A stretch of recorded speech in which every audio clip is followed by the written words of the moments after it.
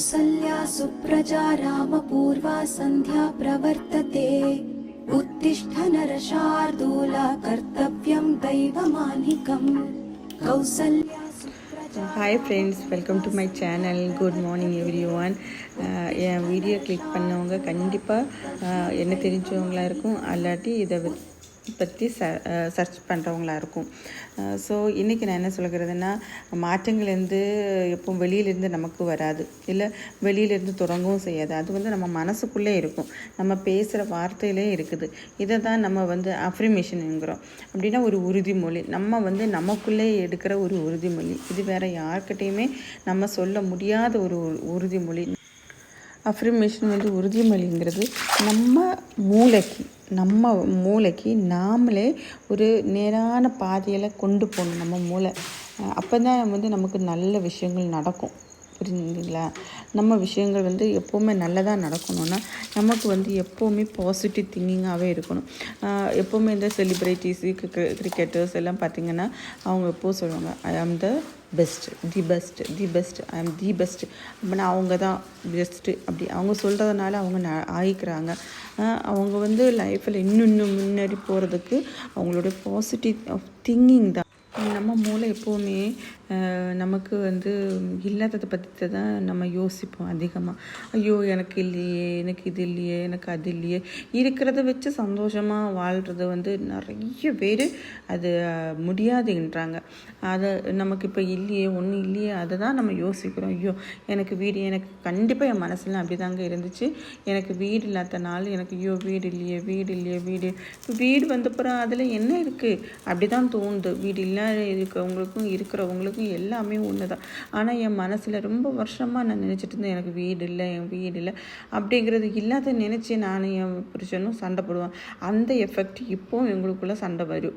அதனால தான் இப்போது எனக்கு சண்டை வர்றது. அதுக்கப்புறம் தான் நான் நிறைய புக்ஸ் நான் படித்தேன். நிறைய யூடியூபர்ஸில் இருந்தால் நானும் ஒரு புக்ஸ் வாங்கி படித்ததுக்கு அப்புறம் தான், அது வேறு ஒன்றும் இல்லை, என் பிள்ளைங்களுக்கு நான் படிக்க கொடுத்தது தான் ரிச் டேட் புவர் டேடு. அப்புறம் இன்னொரு புக்கு அட்டாமிக்ஸ் ஹேபிட்ஸு. இது மாதிரிப்பட்ட நிறைய புக்ஸ் என்கிட்ட இருந்துச்சு. இதெல்லாம் வீட்டில் வச்சுட்டு வந்துட்டேன். அந்த புக்ஸ் எல்லாம் படிக்கும்போது எனக்கு ரொம்ப எனர்ஜெட்டிக் எனக்கே வந்துச்சு. அதுக்கப்புறம் தான் நான் என்ன பண்ணேன்னா, காலையில் நான் எழுத ஸ்டார்ட் பண்ணேன். என்னோடய விஷயம் ஐ ஆம் த பெஸ்ட் தான் எழுதுகிறேன். பார்த்தீங்களா? I am the best, I can do it, God always with me, I am the winner, today is my day. இது நான் அப்துல் கலாம் ஐயா சொன்னது தான். இது எப்போவுமே நானும் சொல்லுவேன், காலைல என் பிள்ளைங்களுக்கும் சொல்லிக் கொடுப்பேன்.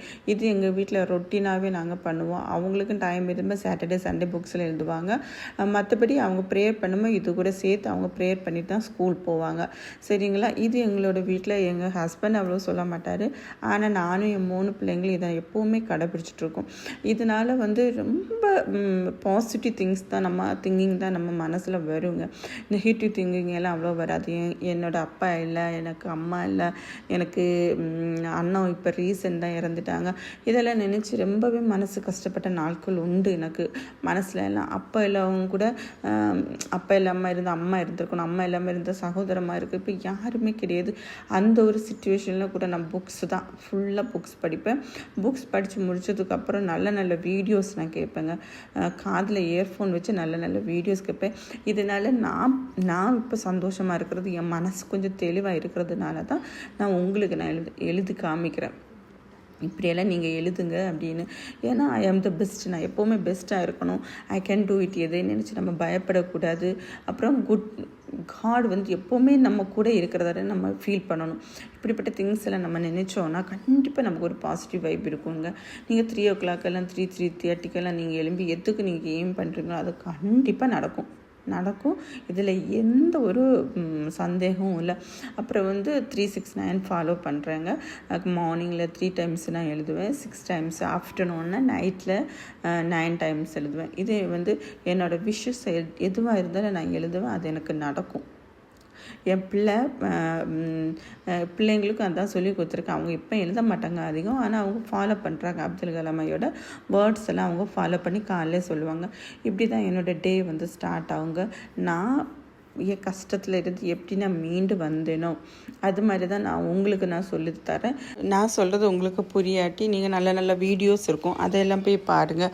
அப்புறம் நீங்கள் எழுதும்போது எப்போவுமே நான் பண்ணுவேன், இதை நான் செய்வேன் அப்படின்னு எழுதாமல், ஏன்னா இப்போ ஒவ்வொரு நாளும் நான் வெட்டி பாதையை நோக்கி நான் நடந்துகிட்ருக்கேன், எனக்கு ஆனால் நீ நடக்கலை, உண்மையில அப்படி வரலாம், ஆனால் நான் பண்ணிகிட்ருக்கேன் அப்படின்னு சொல்லிட்டு நீங்கள் எழுதணும். நான் இங்கிலீஷில் எழுதுவேன், நீங்கள் என்ன லாங்குவேஜ் உங்களுக்கு கம்ஃபர்டபுளாக இருக்கோ அதில் நீங்கள் உங்களுக்கு எழுதலாம். அது மாதிரி ஒரு சில விஷயங்களை நம்ம பயந்துட்டே இருப்போம், ஐயோ எனக்கு பயமாக இருக்குதே அப்படின்னு. ஆனால் நம்ம வெளியில் சொல்கிறதுக்கு பயம் இல்லாத மாதிரி நடிச்சுக்குவோம் தானே. அது மாதிரி தான் ஒவ்வொரு விஷயம் நம்ம பயம் இருந்தாலும் இல்லாத நடிக்கிறது மாதிரி தான் நம்ம மூளைக்கு நான் பூராக இருக்கிறேன் அப்படின்னு சொல்லிட்டு அந்த மைண்டையும் பூராக்காமல் நான் ரிச்சாக இருக்கிறேன் அப்படின்னு சொல்லிட்டு அந்த மைண்டையும் நீங்கள் ரிச் பண்ணணும். அப்போ தான் குட் திங்ஸ் உங்களை தேடி வரும். சரிங்களா? இன்றைக்கி இவ்வளோட முடிஞ்சிட்டு நாளைக்கு பார்க்கலாம். பாய் பாய். தேங்க்யூ ஃபார் வாட்சிங். ஏதாவது டவுட் இருந்துச்சுன்னா எனக்கு கமெண்டில் தெரியப்படுத்துங்க. சரிங்க? என்னால் முடிஞ்ச அளவு நான் உங்களுக்கு ரிப்ளை பண்ணுறேன். பாய். தேங்க்யூ ஃபார் வாட்சிங். Bye bye. Take care. பாய்.